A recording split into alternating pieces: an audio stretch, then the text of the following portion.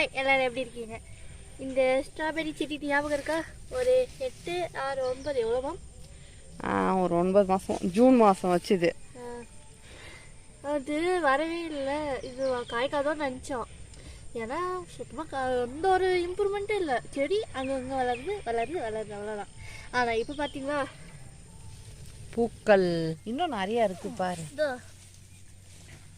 இருக்காமி இதோ இதோ கோழிலாம் கொஞ்சம் அதிகம்.